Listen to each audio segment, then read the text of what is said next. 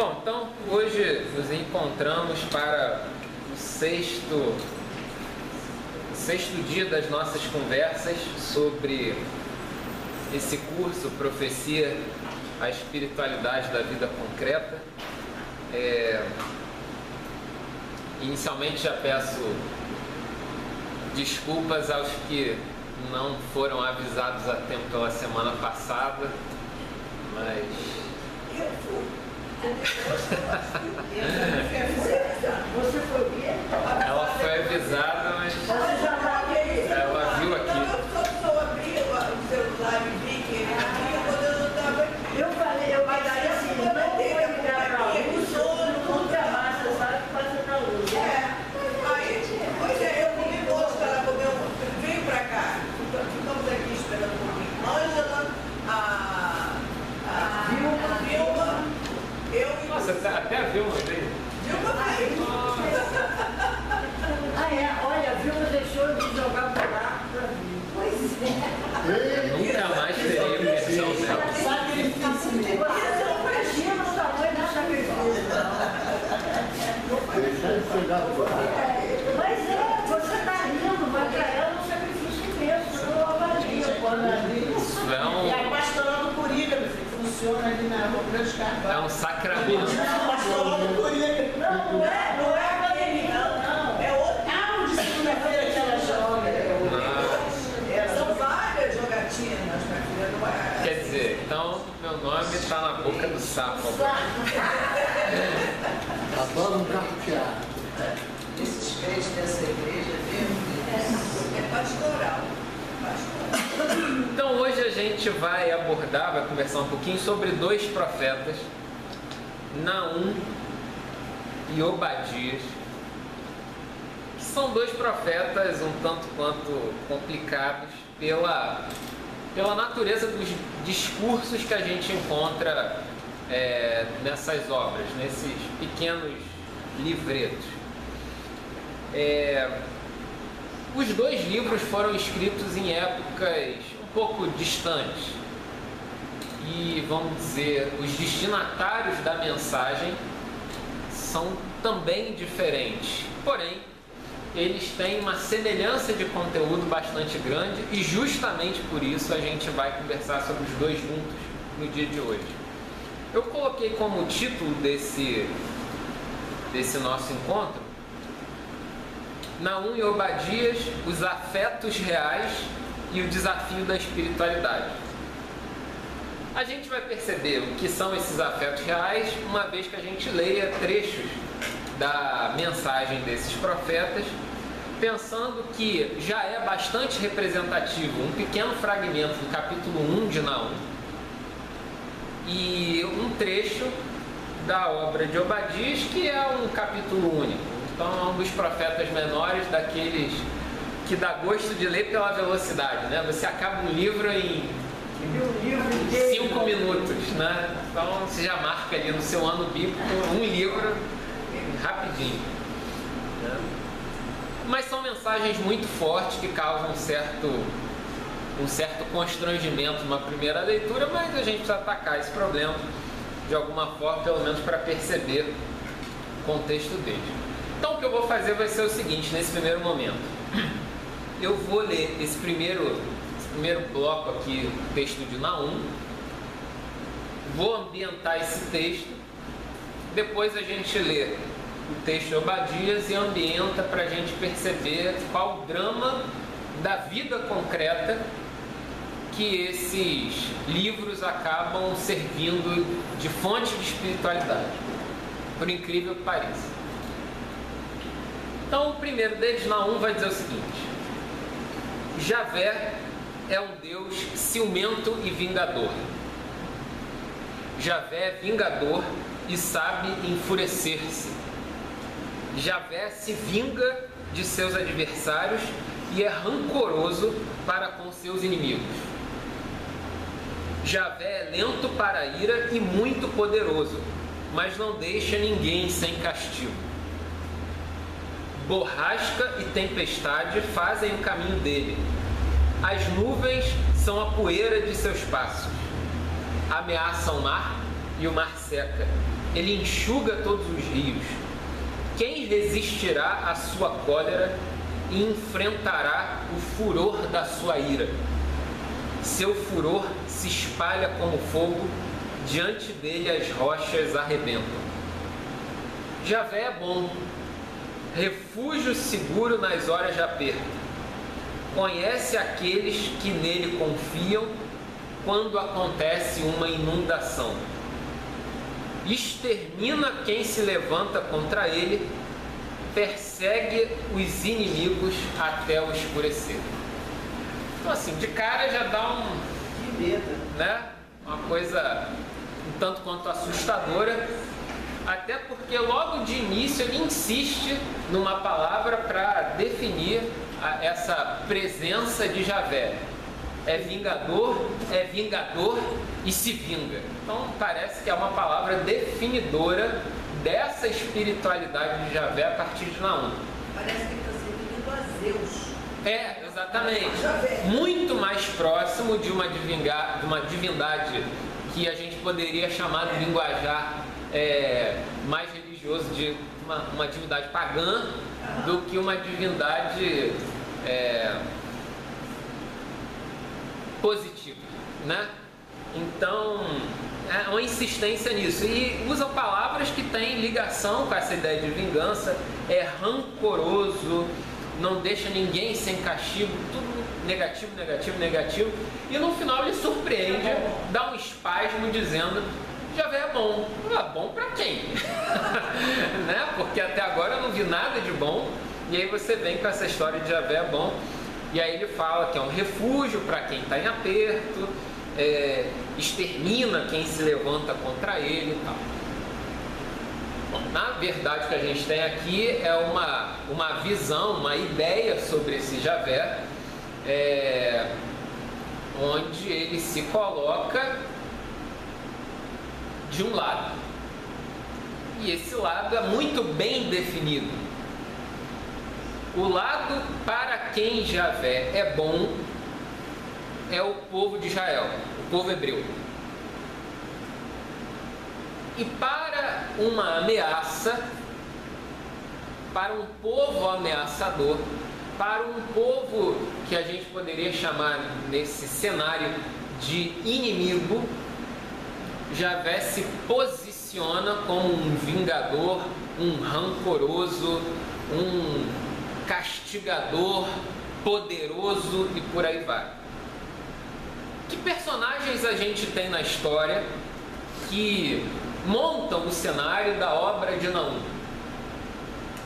Se a gente olha para o horizonte histórico em que esse livro se apresenta, a gente tem o povo hebreu, principalmente o povo de Judá, sul da Palestina,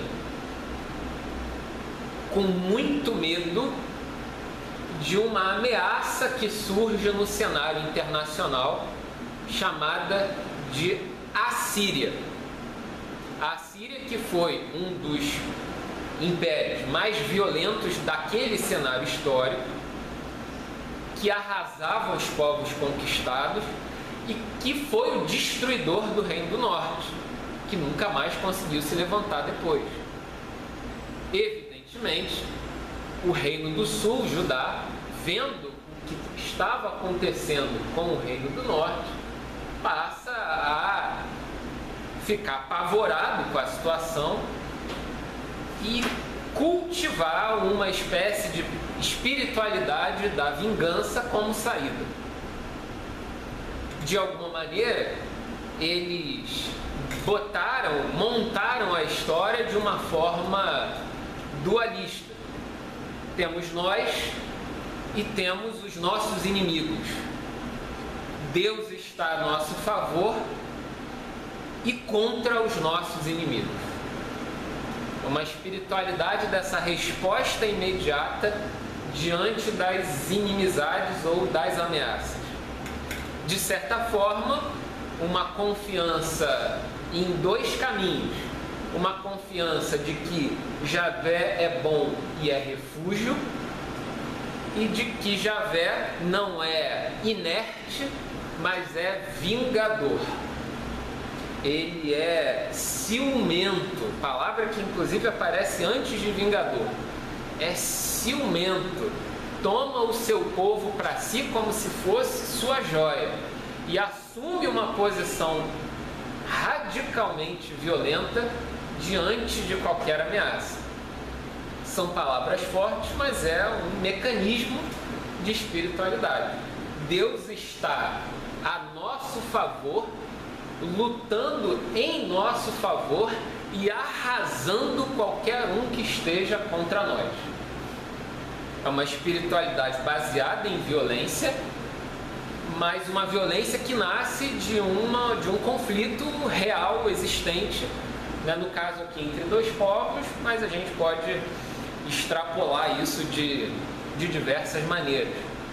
No nosso linguajar cotidiano, das expressões religiosas que acabam aparecendo dia a dia, século XX, século XXI, expressões do tipo Deus tarda, mas não falha, podem ser usadas nessa mesma direção com sentido de vingança, né? Eu fui de alguma forma prejudicado no ambiente de trabalho, mas Deus está vendo. Ele tarda, mas não falha. Ele não é inerte a essa situação de injustiça e vai vingar essa injustiça que eu sofri de alguma maneira em algum momento. Ele tarda, mas não falha. Se a gente pensar dessa maneira, traduzir para esses termos, é algo que a gente encontra no cotidiano facilmente. Essa visão de um Deus vingador, né? É uma ideia interessante, ela traz consequências, né? Então é bom estar muito próximo desse Deus. Quanto mais próximo, mais ele vai me proteger, mais ele vai ser bom, mais ele vai ser um refúgio na hora do aperto. Eu posso confiar radicalmente nesse Deus porque ele se coloca na minha frente como um escudo e como um soldado diante de qualquer ameaça. Eu já vi esse depoimento de gente que sofreu acidente, que morreram quase todos, aquela pessoa que se salvou. Deus é muito bom que eu me salvei, né? Então você fica assim, pasma, né? Quer dizer, o Deus é um Deus pessoal mesmo, quer dizer, ele está a meu favor e daí me protege e não a todo o meu entorno, né? Só eu que sou beneficiário, vamos dizer, daquele Deus, né? É interessante. Até essa própria expressão, né, Deus é bom, se a gente pega os fatos do dia a dia, ela é uma expressão bastante complicada, porque é bom para quem?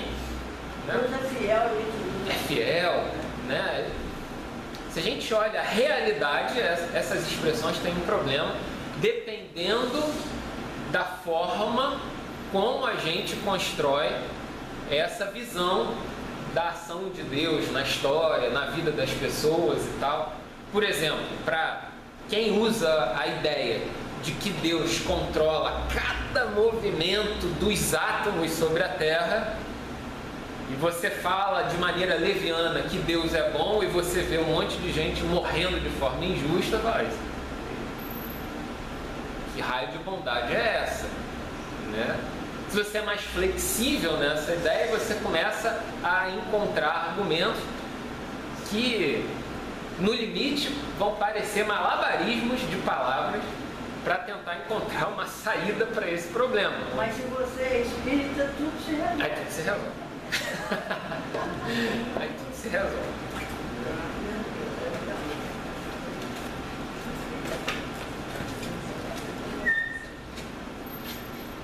Então, eu lembro de uma vez que eu vi um camarada insistindo nessa tecla. É bom, é bom, é bom, é bom. E assim, na minha frente tinha uma pessoa que tinha recebido um diagnóstico de uma doença, né? Aquelas coisas que a vida real apresenta pra gente, né? Então, aquelas palavras daquela forma, de maneira generalizada, mais soavam como violência do que como algo saudável, né? Então, por isso que eu coloco os afetos reais e o desafio da espiritualidade. No caso aqui do texto de Naum, o que se apresenta como realidade é a presença de inimigos reais. A gente tem ali um conflito real entre a Assíria e o povo hebreu na terra de Judá. Já tinham destruído o Reino do Norte. E essa espiritualidade que surge da proteção barra vingança, né? É o cenário do livro de Naum. Agora tem o livro que tem uma mensagem parecida, que é o livro de Obadias, mais curto. Inclusive, se a gente ler o livro de Naum, o restante, né, os outros 2 capítulos, é um livro com 3 capítulos, ele fica meio que batendo na mesma tecla. Aí Nínive, que é a capital da Síria, vai aparecer de maneira explícita e tal. Então, é mais do mesmo. Fica rodando em cima disso. Inclusive, alguns vão dizer que o único versículo que presta de Naum é esse: Javé é bom, refúgio nas horas. De Naum só se tira isso de positivo, né? Mas, bom, vamos ver o texto de Obadias. Faço de você a menor das nações e será entre todas a mais desprezada. Quem acabou com você foi a soberba do seu próprio coração. Você se esconde nas cavernas dos rochedos e se põe de tocaia nas alturas das montanhas, pensando que ninguém será capaz de fazê-la descer a planície. Entretanto, mesmo que você voe como águia ou faça seu ninho entre as estrelas, eu a farei descer de onde você estiver, oráculo de Javé. Quando os ladrões ou assaltantes da noite vêm até você, eles não roubam apenas o suficiente? E os que colhem não deixam alguns cachos? Como Esaú foi devastado, até seus esconderijos foram revistados. Os aliados empurraram você até a fronteira. Os amigos o enganaram e submeteram. Aqueles que comem junto com você lhe armaram ciladas. Ele perdeu o juízo. E não é que nesse dia, oráculo de Javé, eu vou acabar com os sábios de Edom, com a inteligência da montanha de Esaú? Seus heróis, ó Temã, se acovardarão de tal modo que todo homem será eliminado da montanha de Esaú.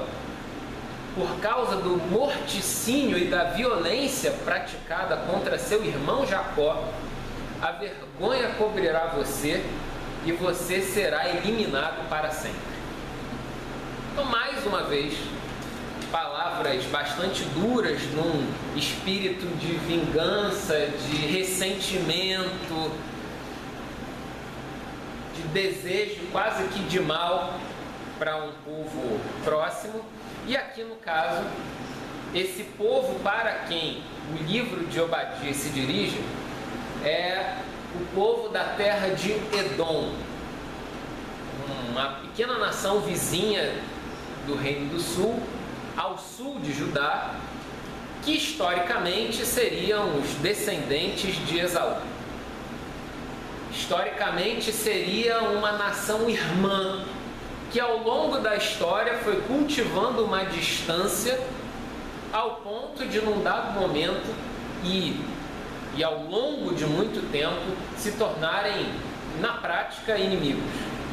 Uma coisa que acontece da relação entre Edom e a terra de Judá e os judeus foi que os edomitas, aí já vamos dar um passinho no tempo, durante a invasão dos babilônios na terra de Judá, de certa forma, viram a invasão acontecer e tiraram vantagem dessa invasão, fazendo uma invasão paralela, colateral, secundária, após a invasão dos babilônios.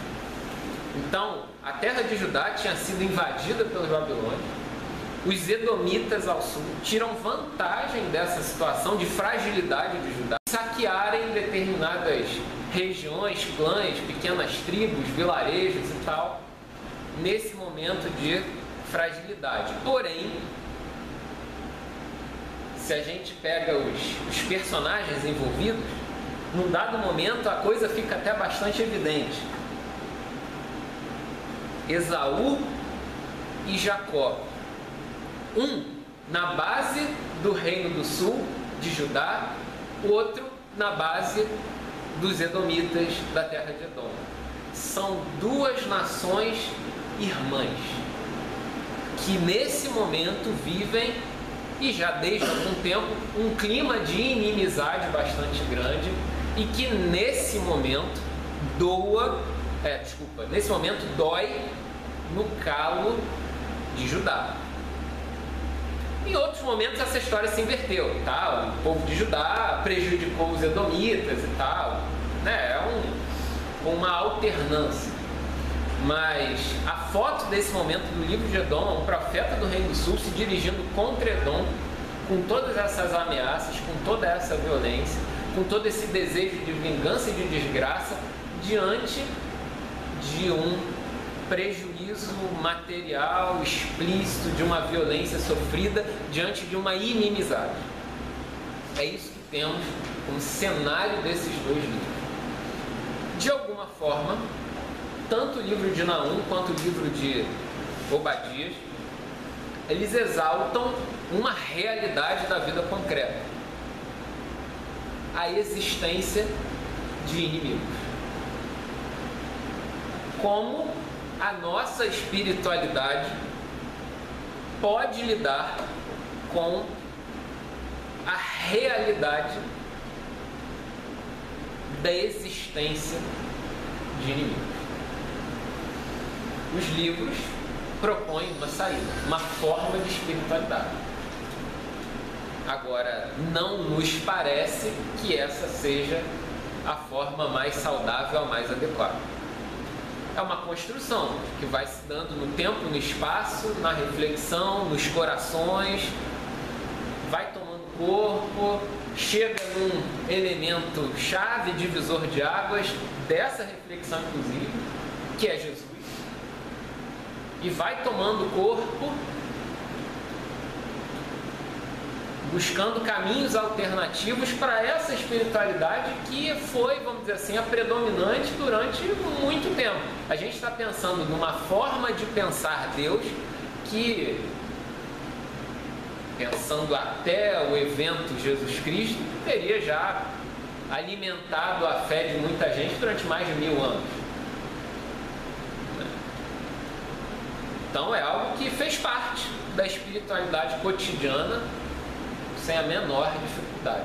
A ideia de um Deus nacional fomenta isso de maneira muito intensa, porque o que não é da minha nação passa a ser contra mim, Deus está a meu favor, e contra eles toda a fúria, todo o castigo, todo o poder, toda a ação corretiva e impeditiva de Deus. O que é estranho não é esse tipo de reflexão, de pensamento está no texto bíblico, porque o texto bíblico tem um local na história de construção e tal. O que incomoda é essa reflexão ter vigência no momento presente. É daquelas coisas que a gente pode dizer sem nenhum milindre que é bíblico, mas não convém. Né? Porque tem toda aquela... tá na Bíblia, né? A palavra de Deus, aquela coisa toda. Ok, é bíblico, mas... eu poderia usar em outros termos. É bíblico, mas não é cristão. E aí a gente fica com um problema para resolver, né? Escolher hoje a quem servir. Ao Jesus ou à Bíblia, né? Um autor que a gente já percorreu um trechinho dele, o Hans Kim, no seu livro Ser Cristão, ele comenta que um dos maiores pecados dos protestantes, no caso, é É a idolatria à Bíblia, que ele chama de biblicismo ou bibliísmo, né? Olha só, você está com um problema, você está com um dilema para resolver. Você tem um Jesus da Bíblia que apresenta um caminho e você tem uma espiritualidade de um momento muito específico no tempo que vai levantar essa ideia de que é ciumento, vingador, rancoroso. É bíblico. E a gente que é o responsável por lidar com essas coisas. Foi Paulo que disse que Jesus veio na plenitude dos tempos, querendo dizer que veio no momento certo, no momento que ele tinha que vir. Se tivesse 500.000 anos antes, talvez não fosse compreendido. Não é? Isso faz parte do processo histórico. Né? A gente tem que entender assim. Mas você concorda que esse tipo de ideia é plenamente defensável ainda hoje? Usar essas palavras para... Com certeza. Mas esse Deus desse jeito, naquela época, todos os deuses eram assim. Sim. Por que o deles ia ser diferente? De fato. Bastante coerente, você está dizendo. Era comum da época. Exatamente. Era uma época de muitos deuses diferentes. E que vence mais forte. Exato. E força é esse tipo de força. Força do braço, força da espada. Não é força do blá blá blá, dos corações aquecidos. Não é esse tipo, é força do braço. É um aceno de esperança para quem está naquela situação difícil. Sim. Então, você vai super válido. Esse ponto que a Gabi tocou é engraçado, né? Porque a vingança serve para alimentar a esperança, né? No fim dessa vingança toda se fala que Javé é bom refúgio seguro nas horas de aperto. Quer dizer, no fundo, no limite aponta para alguma esperança. Mas o que está na base dessa esperança? Qual a forma dessa esperança se tornar prática? Então, quer dizer, até a esperança pode ser colocada em xeque. Eu contra ele, né? É essa dicotomia, né? Quando Jesus veio falar em amor universal, é outra diferença. E o período em que Jesus aparece na história não é um período sem turbulência também. Não. Tanto que foi crucificado, né? Senão não seria, né? Provavelmente seria aceito e pronto. Então, esse é o dilema. Isso aqui esses profetas acabam colocando na baila para a gente conversar um pouquinho. Os inimigos estão aí. Né? Existe, isso é um fato da vida. Temos inimizades de alguma forma. Agora, o que fazer com isso?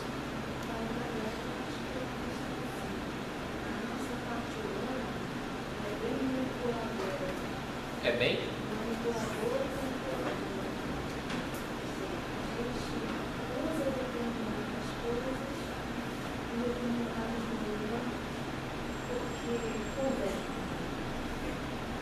Às vezes até a própria imagem de Deus convém de uma determinada maneira para... Né? Vocês vejam, né, nesse cenário turbulento, radicalizado, do nosso ambiente, país e tal, evento aí de 3, 4 dias atrás, o outro vai lá, mete a ponta de uma lança lá na barriga do outro e ainda diz, não, foi eu. Estou fazendo o que Deus me mandou. Né? Viu o inimigo, uma voz de Deus, uma ação ineficaz no caso, né? Mas poderia ser eficaz. Louco ou não, ali se evidencia uma espiritualidade presente. Ele é um ícone de muita coisa que existe em maior volume à nossa volta. De um lado ou do outro. Então a gente acaba lidando com essas coisas, está mais próximo do que a gente pode imaginar. Né?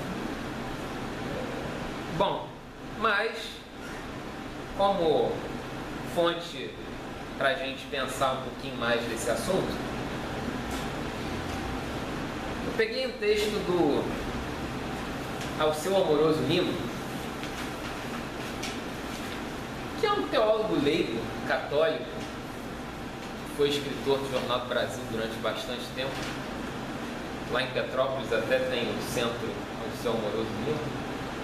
Em homenagem a ele, a gente pode dizer. Funciona na casa dele. Tem museu, outras coisas dele. Com a Maria Helena, que é a amicíssima da Solange.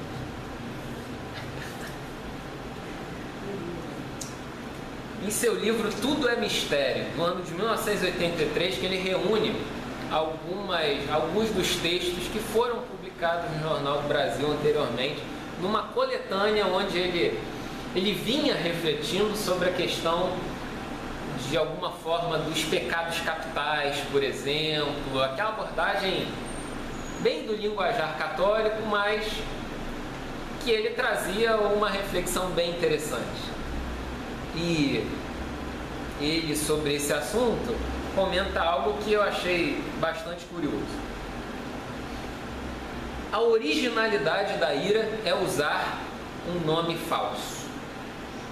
É ser confundida com o ódio, em que pode se transformar, mas que não passa de sua antítese de fato, no uso corrente da palavra. Pois, na realidade, a ira é a fonte legítima de sua ilegítima conversão em ódio. Este, no caso ódio, é apenas sua corrupção, pois nada de mais sadio do que a ira em seu sentido próprio. É o protesto, espontâneo ou intencional, contra toda negação da verdade, da bondade ou da beleza. É o sinal próprio de toda personalidade capaz de distinguir o bem do mal e de reagir contra atos e ideias que os confundam ou lhes invertam o valor intrínseco. A ira é uma prova de caráter e de honra, de consciência da dignidade natural de cada ser humano. Sua ausência, pelo contrário, é um sintoma patente da falta de caráter, que representa o grau ínfimo da degradação moral, do amorfismo, do tanto faz, pior do que toda insensibilidade física. É, por conseguinte, um teste tão seguro de vitalidade moral como a reação dolorosa de um nervo exposto. Logo, uma virtude, um valor positivo, um elemento capital da dignidade humana, tão altamente credenciado no cômputo geral de cada pessoa, que as Escrituras estão cheias de referência à própria ira de Deus. Mas vamos lá, vamos em frente. Pois o ódio é como que a quantificação da ira. É a ira acumulada e desqualificada. Sua passagem de um estado passageiro a um estado permanente. Podemos dizer que a ira é um estado fluido e o ódio um estado compacto. Enquanto a ira está sempre aberta ao perdão, ao arrependimento e à conversão, o ódio é o caminho natural para a vingança. O totalitarismo, em seus diferentes aspectos, revolucionários, reacionários, terroristas, pseudodemocráticos, é um dos frutos sociais modernos mais típicos dessa subversão psicológica de valores no plano do pensamento. Especialmente o terrorismo, que institucionaliza o ódio como sendo um processo de destruição indispensável para alcançarmos uma sociedade mais justa. É a consequência social mais patente nesse fim de milênio dessa transmutação psicológica de valores em que a ira justa contra as injustiças sociais se vem transformando em conformismo com as instituições vigentes ou em ódio violento e desabrido como sendo um processo necessário de ascensão social. A luta contra o ódio, contra o conformismo burguês ou contra a sua confusão com a ira, portanto, representa um dos imperativos morais indispensável na busca de uma civilização mais humana e mais justa nessa iminente aurora do século XXI. Isso em 1983, ano em que eu nasci. Primeiro, ele faz uma distinção clara. Não confundam ira com ódio. A gente pode discordar dessa distinção que ele faz, mas é interessante o esquema que ele propõe, dizendo, olha, a ira é positiva. A falta de ira que é um problema, porque a ira é o inconformismo, é o ímpeto de não se adequar ao que se vê como injusto. Agora, o ódio vem da ira e é a ira degradada. Ele fala que vingança, antes que ele fala que a vingança está ligada ao ódio, né? Uhum. A pena de morte, essa coisa, isso tem ódio. Né? É alimentada e cresce e se transforma nessa coisa maciça que é o... Maciça, palavra que, né, ele fala compacta, maciça, mas é isso mesmo. Então, aquela parte da vida que fala uma coisa muito interessante. Não se ponha o sol sobre a vossa ira. Uhum. Ou seja, você pode irar-se, mas você não deve deixar que a ira esquente. Uhum. Que a ira se transforma no ódio. Seria isso? Isso que ele fala aqui. São, vamos dizer, ideias linkadas com essa. O que mais que a gente pode... Um é passageiro, o outro é permanente, mas é quase que sequência natural, né? É fácil um descambar o outro. É fácil um... É quase que uma consequência natural.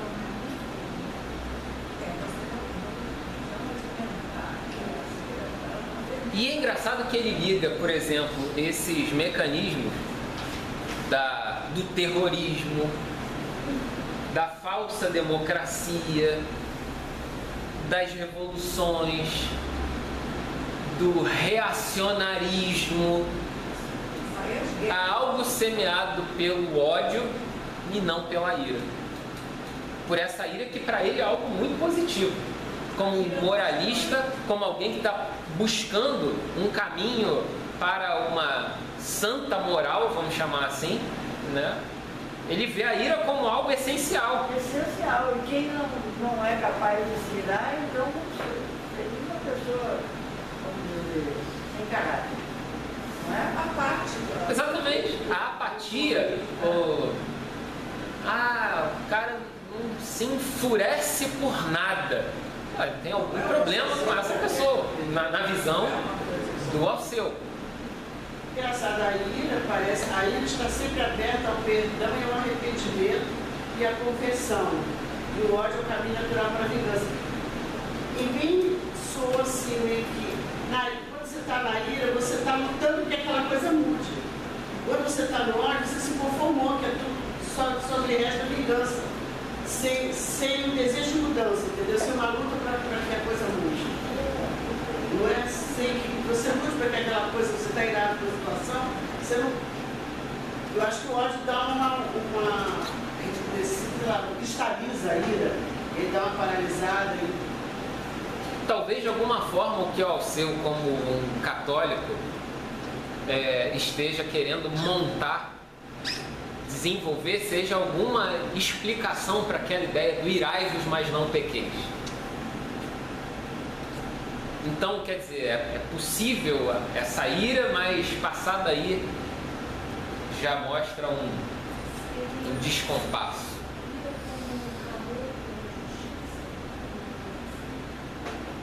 Mas até isso pode se tornar um ódio.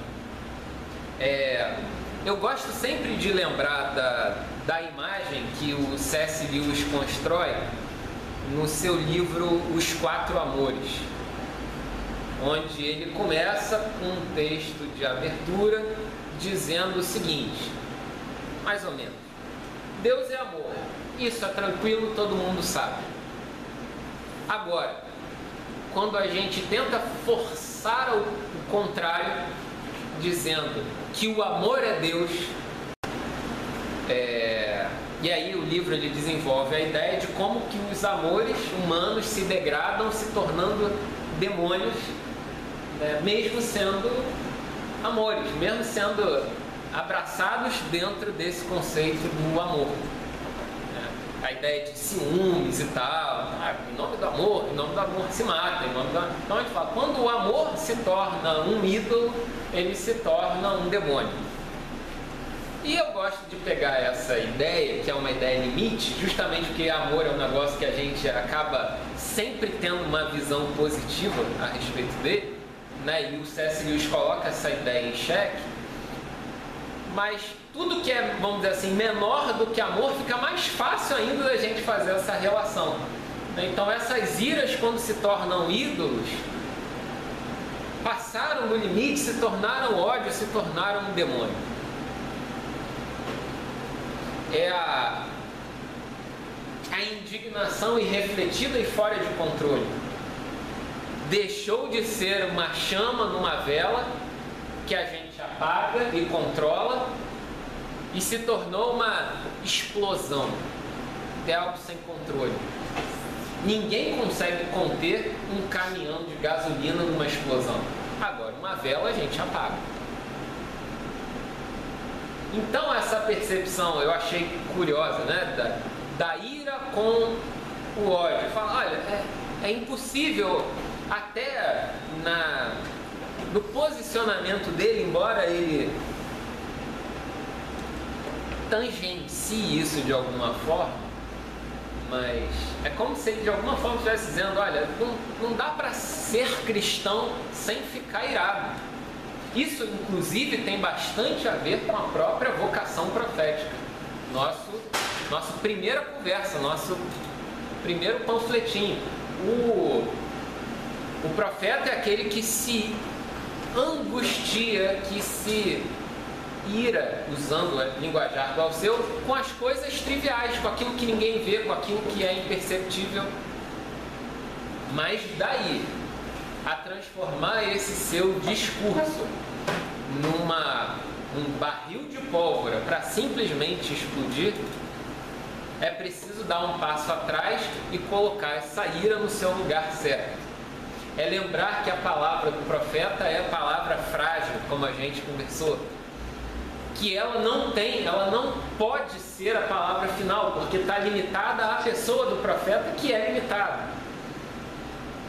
que ela precisa ser domada de alguma forma. E essa ira com rédeas é bem-vinda.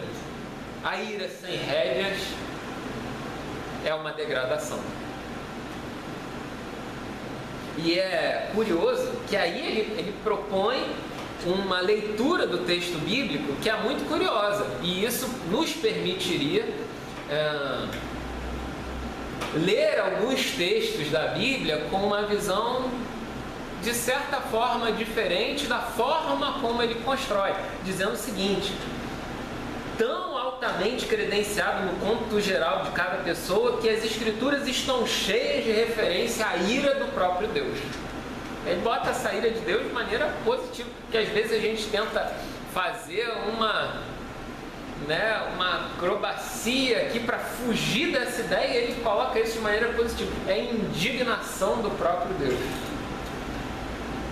O Deus indignado como uma imagem positiva, mas irado, não odioso. Jesus legitima essa ira e ao mesmo tempo ele... Por exemplo, seria uma manifestação daqueles que, vendo Jesus, roubando o texto de João, vendo Jesus vem o Pai, e Jesus tem aquela manifestação irada diante de algo que ele vê de maneira explícita. Tem um microevento que acende essa ira de Jesus. Ele vê o comércio dos pequenos pássaros, que era justamente a oferta de perdão dos mais pobres. Aquilo parece que incendeia, é fogo, é chama no coração de Jesus, e ele tem aquele ataque de virar as mesas e tal. Pessoalmente, o texto bíblico assim registra, não ofende ninguém, violentando nenhuma pessoa, mas o esquema material ali estabelecido, né? O texto pode dar uma romanceada, alguma coisa assim, mas da forma como está apresentado, é aquilo que ira, né? Eles transformaram a casa do meu pai num covil de ladrões, casa de comércio, né? Olhar Jerusalém, ver toda aquela estrutura radiante, reluzente e dizer, nossa, parecem ovelhas sem pastor. Tem essa parafernália toda construída, o templo lá de Jerusalém recoberto com ouro por fora, reluzindo como a luz do sol, mas isso não serve de nada, isso não acolhe ninguém, isso não promove o perdão de ninguém, né? Então, essas iras, né? E é engraçado que ele coloca isso como a luta contra o ódio sendo um dos elementos indispensáveis na busca de uma civilização mais humana nessa aurora do século XXI, essa aurora que já está indo para o meio-dia, né? Já deixou de ser 4 ou 5 da manhã e já estamos indo para o meio-dia desse século XXI. E a gente continua vendo com uma força bastante intensa essas mesmas estruturas de ódio vigendo.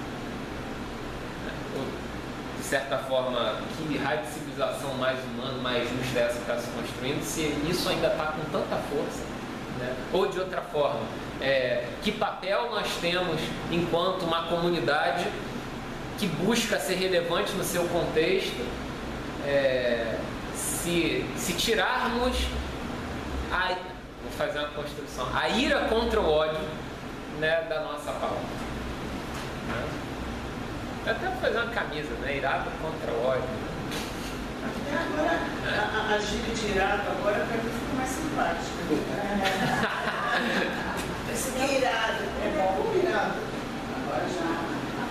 Para mim, a palavra ira tem muita conotação negativa, assim. Prefiro indignação, sabe?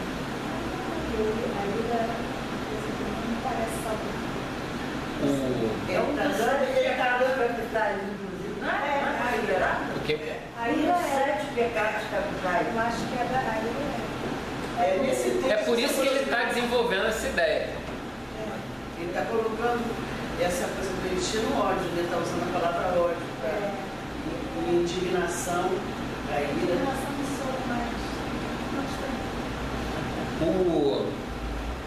Os judeus, eles são muito criativos para ler o texto bíblico e resolver esses problemas de maneira muito mais práticas que nós, né? A gente acaba criando um mundo paralelo para resolver os problemas, e os judeus não têm o menor problema de colocar sílabas em palavras para resolver esse tipo de dilema.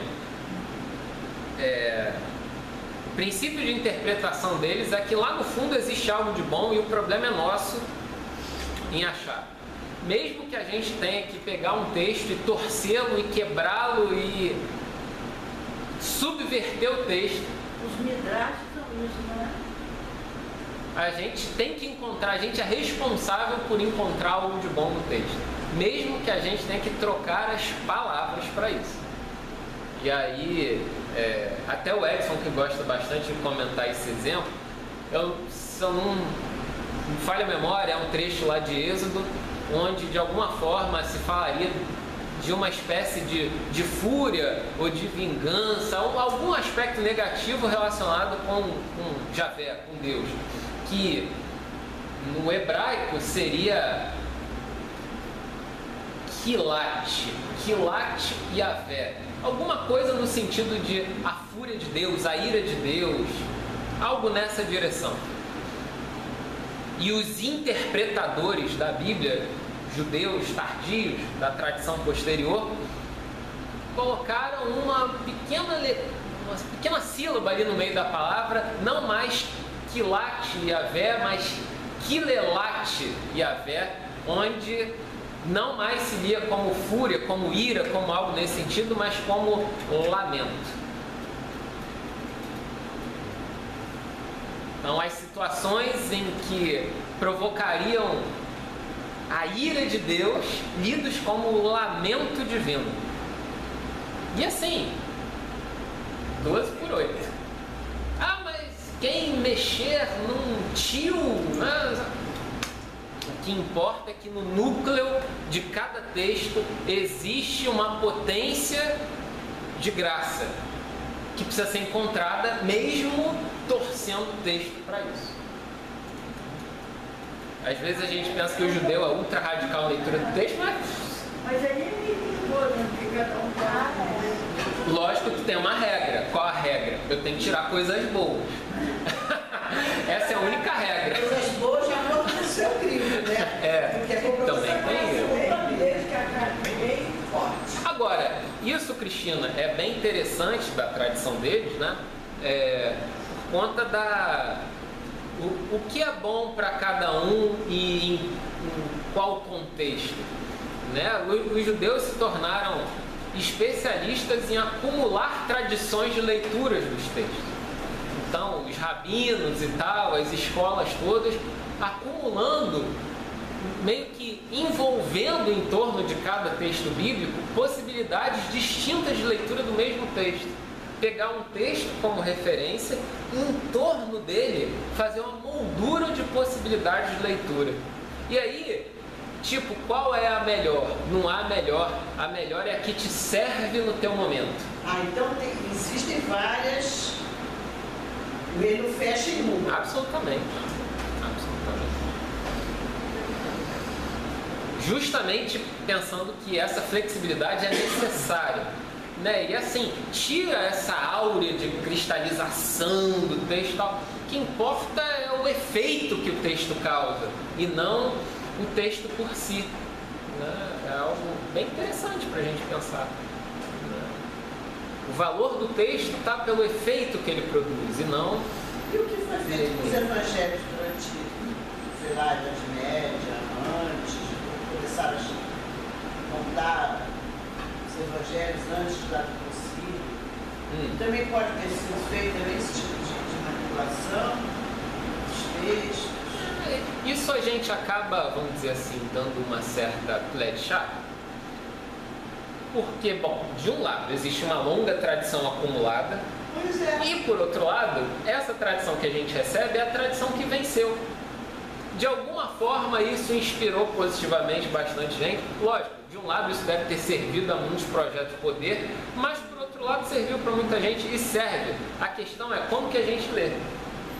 Por mais estranho que soe, talvez caiba a nós o esforço de fazer pequenas subversões, buscando essa semente na boa intenção.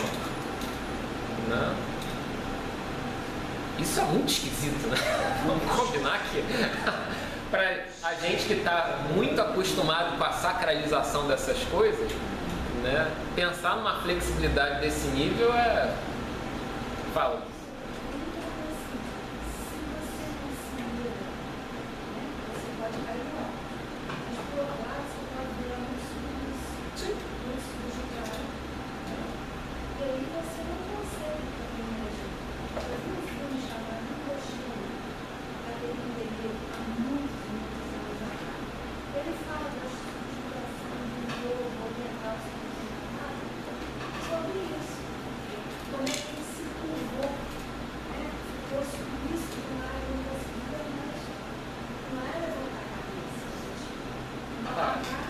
Que o Alceu propõe está um pouco nessa direção, né? A falta de ira é falta de identidade moral.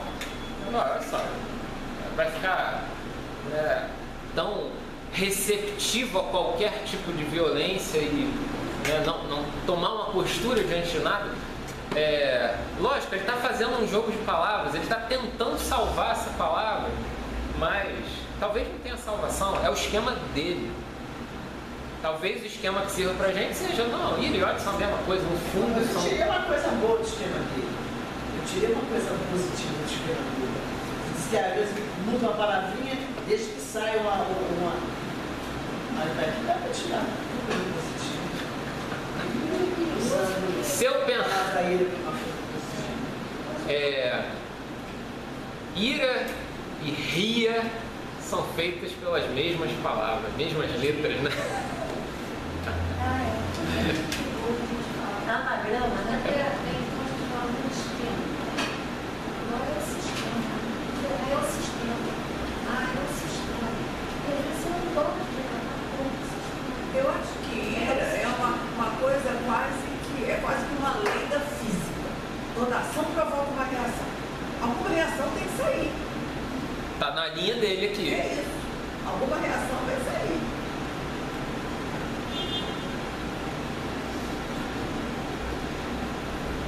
George Gordon Byron, autor de Dom Juan, mas não o Dom Juan clássico, mas o Dom Juan satírico, que foi escrito no século XIX, invertendo o papel do Dom Juan tradicional, que era o grande conquistador, mas esse Dom Juan do Byron é o Dom Juan facilmente conquistável por qualquer mulher.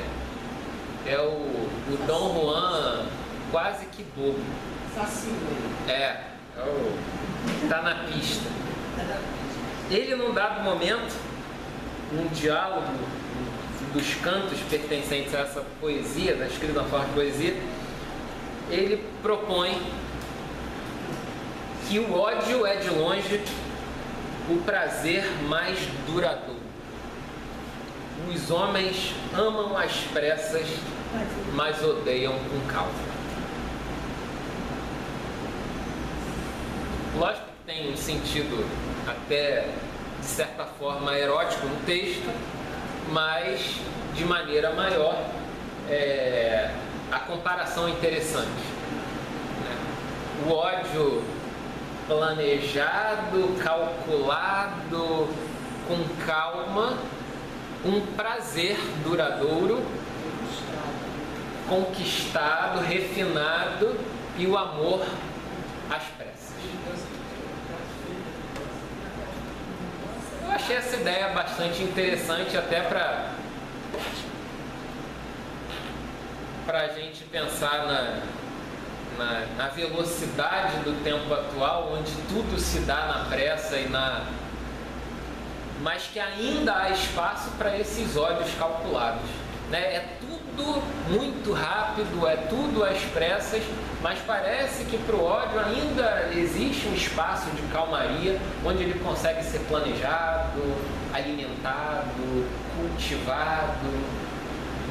É engraçado quando se descobre lá nos Estados Unidos esses ataques terroristas e tal, aí descobre a casa da pessoa, vai no quarto do camarada, às vezes tinha plano de longa duração para aquele atentado, e o cara tem a planta da escola, já tinha horários anotados, nomes de pessoas e tal, um negócio que foi sendo alimentado com o tempo.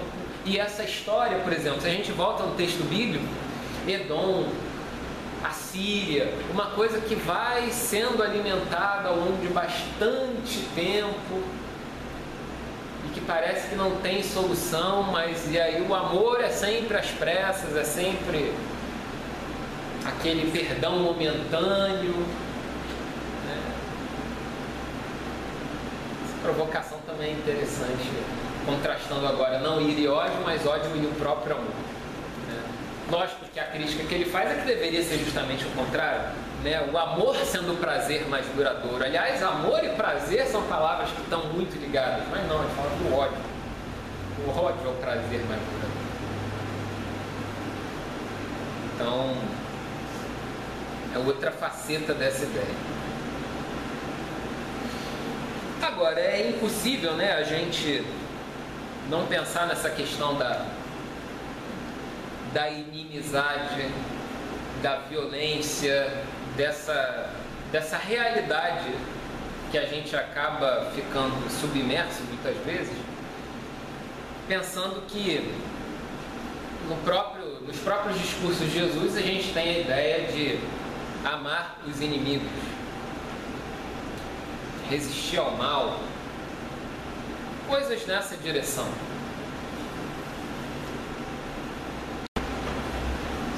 E queria que a gente desse uma olhadinha no texto 7. Uma puladinha nesses dois aí. Olhássemos o texto 7. O texto 7 ele é o texto do Tolstói, num livro que foi traduzido no Brasil como Minha Religião, mas que originalmente seria No Que Eu Acredito. É um dos comentários mais interessantes sobre o Sermão da Montanha. Mas nessa parte do amor aos inimigos e tal, ele diz que faz no livro uma pesquisa etimológica das palavras que compõem o texto e chega a uma conclusão que é essa daqui. Ele diz o seguinte: é impossível amar um inimigo pessoal, mas é perfeitamente possível amar os cidadãos de uma nação estrangeira da mesma forma que os compatriotas.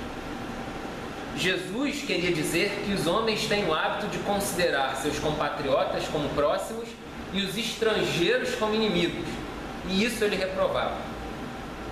Ele queria dizer que a lei de Moisés estabeleceu uma diferença entre os hebreus e o estrangeiro, os povos hostis, mas ele proibiu qualquer discriminação desse tipo.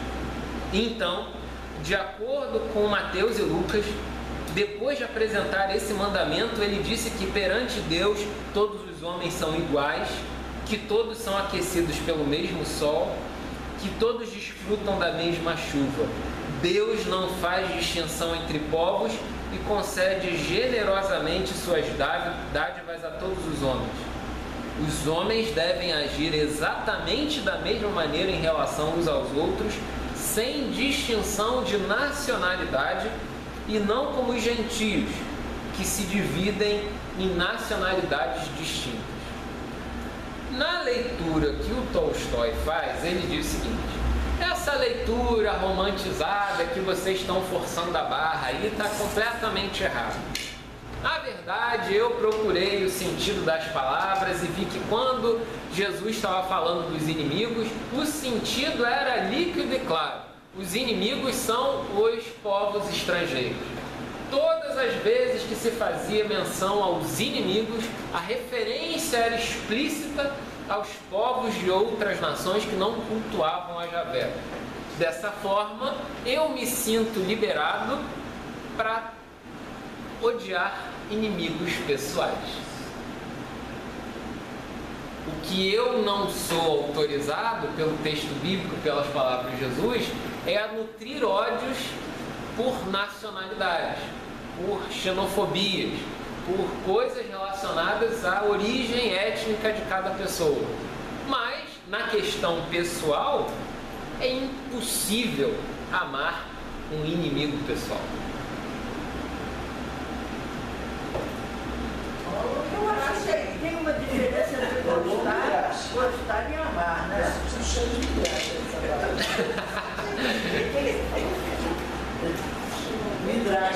Eu acho que tem uma diferença entre gostar e amar. Você pode não querer ir ao cinema com o seu amigo, e bater papo, tomar cafezinho e tudo, mas você pode desejar o bem dele, que tudo corra bem, que é uma forma de amor. Se desejar o bem para o seu inimigo, eu acho possível. Agora, você querer privar do seu cotidiano do inimigo, alguma coisa que você tem afinidade, necessidade, eu acho que é essa. Você gostar de uma pessoa e amar. Amar nesse sentido mais genérico, de querer o bem, eu acho que é possível, sim. Agora, o convívio cotidiano, eu não tenho vontade de querer aquilo, né? Será que isso não é uma acrobacia para a gente tentar salvar essas ideias? Será que na prática a gente acabou não dando uma grande volta para tentar resolver esse problema dessa maneira? É possível amar, mas não preciso gostar. Eu identifico tão Será? Não sei, estou só provocando. tão legitimamente esses sentimentos que A Gabi, eu também dou pra Gabi. eu identifico demais. A gente até vê, né, Tem na... afinidade com pessoas, de um e com o outro. Você não precisa Sim. conviver todos os dias com uma pessoa. Mas você pode desejar que aquela pessoa seja feliz na vida e tal, é outra história. Eu acho. Não estou fazendo midrash, nem eu quero, mas eu Aí valores tão diferentes. E olha que o Tolstói ele disse que fez uma análise etimológica do texto. Falou, é isso aqui. Se eu pegar pela ligação, onde a palavra inimigo é usada, eu não me sinto nem um pouquinho vinculado a ter afeição pelos meus inimigos. Olha, eu, por exemplo, fico arrepiada, com a possibilidade de um Bolsonaro ser presidente da República. Mas eu não queria um atentado contra ele, entendeu? Eu não queria que ele estivesse na UTI sofrendo. Estou trazendo só esse exemplo, entendeu? Sim, exemplo real. Uma pessoa que eu fico arrepiada. Mas eu não quero que ele seja morto ou esfaqueado, nada disso. Quem mais? Alguém mais? Todo mundo tranquilo? É isso mesmo? Tolstói está errado. Vem cá, alguém já tinha interpretado esse texto como ele? Eu nunca vi nenhuma leitura como a dele. Inclusive, em outros textos dessa leitura que ele faz, né, do Sermão da Montanha e tal, ele, por exemplo, comentando sobre o adultério, o olhar cobiçoso, na verdade. O problema para ele não é o desejo. Desejar, todos desejamos. O problema é a arrogância de achar que a outra pessoa é um objeto que você pode possuir. É a objetificação do outro. Para ele, isso é o problema. Você se colocar numa posição tal que vê o outro como um objeto que pode ir lá e tomar para si. Eu achei bastante interessante essa leitura. Agora, aqui ele diz uma coisa que você pode deturpar completamente. O sol vem para todos, a chuva vem para todos, o furacão também, E aí, ó. as desgraças. Eu não falei nada, foi ela aí, ó. Os raios, tudo, os tsunamis. É igual. É igual. Então, isso aí são coisas naturais e não é por causa disso que o homem tem o direito de ele próprio ser o tsunami. Ele também não precisa ser a chuva o tempo todo para estar regando as florinhas, as plantinhas. Ele pode ficar numa situação intermediária nessa história. Agora, quanto ao que ele diz no final, eu estou com a Gabi e não estou com ele, não. Gabi Tentar dar uma ajuda para ele, né? No contexto dele, essa leitura foi bastante provocadora, porque a gente tem que lembrar de uma Rússia em guerra, e ele está colocando a questão do inimigo estrangeiro como um que ele deve amar. Então, naquele micro contexto do círculo dele, por mais que ele não resolva o problema individual, mas a questão do contato nacional... Ele está tentando resolver um problema de conflito de guerra. Exatamente. Então, talvez... Imagina se Naum e Obadiah tivessem lido isso, né? Tivessem lido a leitura de... Ia se virar. Agora, tem um contraponto. A gente pode colocar no extremo oposto dessa linha, na direção da Gabi, assim, você pega e leva ao cubo, foi o que o Bonhoeffer escreveu, comentando o mesmo texto. Bonhoeffer, autor luterano do século XX, morto enforcado no final da Segunda Guerra. Lembramos dele como aquele que organizou um atentado para assassinar o Hitler, que para ele era um caso limite. Ele não sabia definitivamente como resolver essa situação. Para ele ficava... É aquilo que a gente até comentou na semana passada. Diante do sofrimento, todas as teologias perdem o rumo Para ele, diante do Hitler, tudo perde o rumo, né? Mas esse mesmo Bonhoeffer, que é um místico da fé, alguém com abertura ao divino bastante grande, diferentemente do Tolstói, o cara mais, dizer assim, favorecendo um racionalismo da fé, né? Então, o Bonhoeffer, um místico, vai dizer da seguinte maneira: amar o inimigo é algo contrário à natureza do ser humano natural. Começa dando o tom. Está acima de suas forças e está em contradição com o seu conceito de bom e mal. Mais importante, porém, é que o amor ao inimigo é tido como pecado contra a lei de Deus pelo ser humano que está sob a lei. Separação do inimigo e sua condenação são exigências da lei. Jesus, porém, toma a lei de Deus em suas mãos e a interpreta. Vencer o inimigo pelo amor. Esta é a vontade de Deus expressa em sua lei. De certa forma, o Bonhoeffer está dizendo que Jesus foi lá e torceu o texto tradicional, a leitura... Ele, né, Jesus fazendo um midrash da tradição de leitura vigente. O amor, porém, não busca retribuição, busca a pessoa que necessita dele. Quem seria mais necessitado de amor do que a pessoa que sem amor vive no ódio? Quem, consequentemente, seria mais digno do amor do que o nosso inimigo? Onde será mais glorificado o amor do que entre os seus inimigos? Este amor não faz distinção entre tipos de inimigos, a não ser esta: quanto mais inimigo o inimigo, mais se exige do meu amor.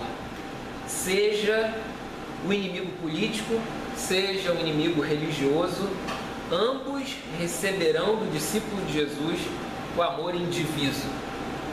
Amem os seus inimigos. No mandamento anterior, Jesus falava do sofrimento passivo do mal. Resistir ao mal. Agora, porém, vai muito além. Não devemos somente suportar o mal e não devemos apenas aguentar o mal, não apenas não revidar o golpe, mas devemos amor ao inimigo cordialmente. Sem hipocrisia e com pureza, devemos servir ao inimigo e ajudá-lo em todas as suas necessidades. O maior sacrifício que a pessoa que ama pode oferecer à amada deve ser feito em favor do inimigo. Aliás, no inimigo, Deus glorifica o seu amor. Qual é o inimigo mais inimigo do inimigo? E ele deu a vida dele tentando a Ele humanidade escreveu isso desse em homem. 1937. Ainda estava longe dos eventos. A Segunda Guerra ainda não tinha nem começado. Mas ele deu a vida dele, ele se arriscou por tudo. Ele se sentiu compelido a isso, não para destruir o Hitler pura e simplesmente, mas por amor a todos os outros que estavam sofrendo tanto na mão daquela criatura. E ele não tinha como chegar até Hitler e dar beijinhos em Hitler e dizer: seja bonzinho, meu filho. Não ia resolver o assunto. O dilema dele era a questão do mal para evitar um mal maior, né? Essa era a grande questão. Numa situação como essa, é razoável? Será que diante de um mal desse porte, é possível usar o mal como saída? Né? Essa era a questão que ele não sabia resolver. E a história mostra que ele acabou, talvez apelando para esse lado, uma tentativa limite, desesperada. O enfocamento dele foi por conta disso. Da traição, alta traição. Alta traição. Né? Enforcado poucos dias antes da guerra acabar. Por pouco ele não sobrevive. Ele foi para lá por vontade própria. Ele saiu da Alemanha, foi para os Estados Unidos, ficou transtornado, eu não posso estar aqui nos Estados Unidos enquanto meu país padece, eu preciso reunir os meus irmãos, voltou para a Alemanha.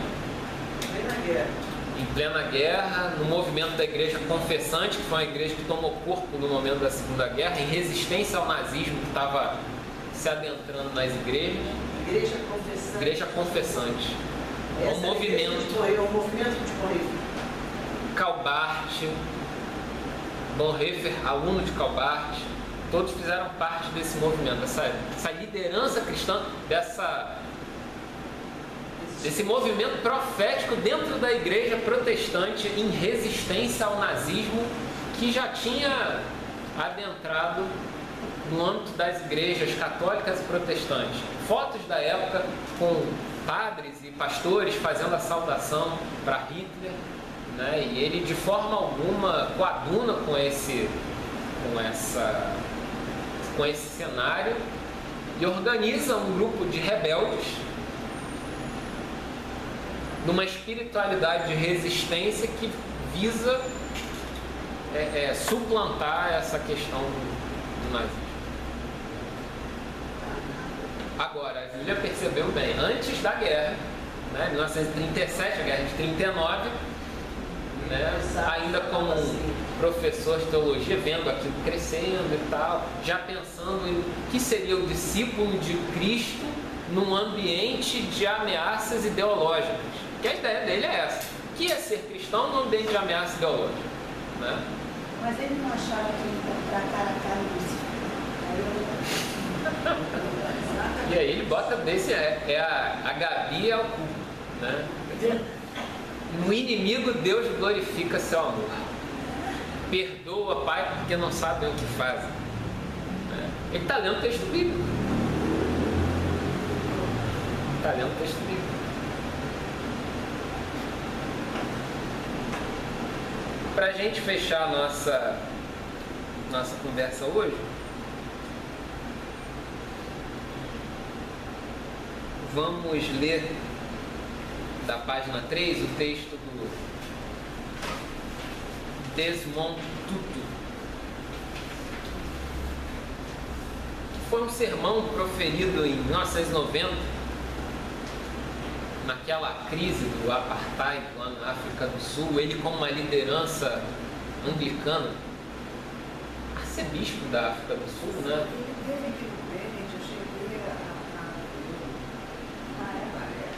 Esse Desmond ainda vivo, desenvolvendo de maneira radical uma espiritualidade do perdão. Para ele o caminho é o perdão. Tipo, não interessa quem estava errado, é importante exercitar o perdão. A fonte dele é essa. É um dos princípios da luta de Mandela também é isso, da restauração, Assim. Tem uma palavra lá que eu não sei se é perdão, restauração, e é de esquecer o que estava errado e conseguir frente. Um livro chamado Deus Não é Cristão reúne alguns textos do Desmond Tutu. É bem interessante porque o livro apresenta também um pouquinho do cenário de cada um desses textos. E aí ele diz o seguinte: para haver reconciliação, a gente pode pensar essa reconciliação no âmbito individual, no âmbito nacional, no âmbito internacional. Nós que somos os embaixadores de Cristo, a quem a verdade da reconciliação foi confiada. Interessante essa expressão, a verdade da reconciliação. Certamente devemos ser os instrumentos da paz de Cristo. Nós mesmos devemos nos reconciliar. As vítimas da injustiça e da opressão devem estar sempre prontas para perdoar. Esse é um imperativo do Evangelho. Mas aqueles que erraram devem estar prontos para dizer: nós ferimos vocês com essa injustiça, arrancando vocês de seus lares, jogando-os em uma pátria abatida pela pobreza dos campos de reassentamento, dando a seus filhos uma educação inferior, negando a humanidade de vocês, esmagando sua dignidade humana e contestando seus direitos fundamentais. Lamentamos, perdoem-nos. E o injustiçado deve perdoar. Aqueles que erraram devem estar prontos. Aí perde todo sentido. É reconciliação. E é engraçado, porque ele coloca como se fosse assim, o remédio não está em quem fez o mal, ou de outra forma, a iniciativa do remédio não está em quem fez o mal pedir perdão, mas numa disposição inicial de quem sofreu o mal em perdoar. Quase que, tipo, cara, eu quero te perdoar, só me pede o perdão que eu te perdoo, mas eu quero te perdoar, eu só quero que você reconheça que errou. Eu já te digo que vou perdoar, mas reconheça que você errou e desista desse teu caminho. Como se a iniciativa estivesse na vítima. E todos os revanchismos, os espíritos de vingança, as odiosidades alimentadas ao longo do tempo, como se isso pudesse encontrar uma saída pela vítima. Mas também essa reconciliação é proposta no momento que eles estavam buscando ajeitar uma sociedade. Não é uma coisa assim simplesinha, é uma coisa. Eles estavam em busca da paz. Eles estavam em busca da paz. Da paz de Deus. Então tinha que ter isso. Tinha que ter isso. Não é só porque é bonzinho, ele está dando oportunidade ao pecador de se redimir dos pecados dele, não. É muito prático. É a necessidade. Que é respeito, democracia, diversidade, não sei o que eu não consigo ler, reconciliação. São os pilares do fim do apartheid, da luta do Conselho lá africano. Outro caminho poderia ter sido seguido. Não, a gente precisa vingar todos os injustiçados, a gente precisa resolver a situação para punir necessariamente todos aqueles que causaram prejuízo. Mas parece que a medida é da iniciativa do perdão. Corajosa, né? Talvez necessária até no nosso país. Sim, esse negócio da anistia, né? Anistia suscitou tanta coisa. Você apaga, mas como? Não tem a ver com uma comissão da verdade? Olha, houve isso. Então, não é exatamente. Mas a anistia foi geral e pois é, a anistia também tem. Então, é aquela coisa de buscar a saída pelos efeitos que ela promove. É isso aí. Quando a busca pela justiça pode ser até um mecanismo de gerar mais violência. Então essa busca de justiça não serve. Não serve, cara. Não serve. É estranho conciliar isso, porque isso entra em choque com a nossa ideia de uma ira saudável, se é que ela existe, de uma justiça que precisa ser feita, de um Deus que é justo e resolve tudo. Não tem um movimento que é o movimento da justiça reparadora, em detrimento da justiça punitiva, a justiça reparadora. É um movimento de juristas, de advogados, de promotores que estão fazendo esse trabalho nas coisas de reconciliação, nas juntas. Então é uma filosofia que está crescendo no movimento jurídico. Uma moça fez uma palestra aqui no movimento do grupo dos jovens, que ela é uma das pessoas desse movimento. Justiça reparadora no lugar de justiça punitiva. E é engraçado associar isso com uma própria vocação cristã. A verdade da reconciliação. Pegando o texto lá de Efésios, a reconciliação de todas as coisas e tal. É uma ideia. É uma ideia.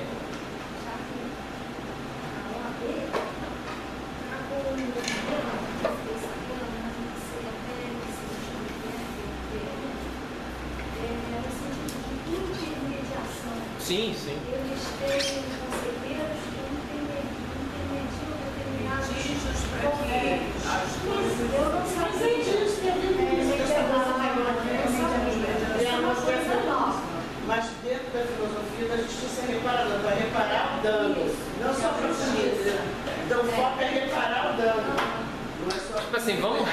vê o problema, ao invés de ficar nessa... O negócio parece que no Nordeste eles estão. Tem um negócio enorme lá. Não sei se é Recife, Fortaleza, que tem um movimento grande. É um negócio institucionalizado. Vamos pensar até que historicamente um lugar onde essas violências por justiça são algo tão natural, resolve na peixeira e tal, não sei o que. Então, como que isso tem poder transformador? Divisa de terra entre dois caras, não, porque o meu sítio acaba aqui, o seu é ali, não, é pra cá do Rio, é pra lá. Então eu vou lá e resolvo na vaca. Tiro na peixeira.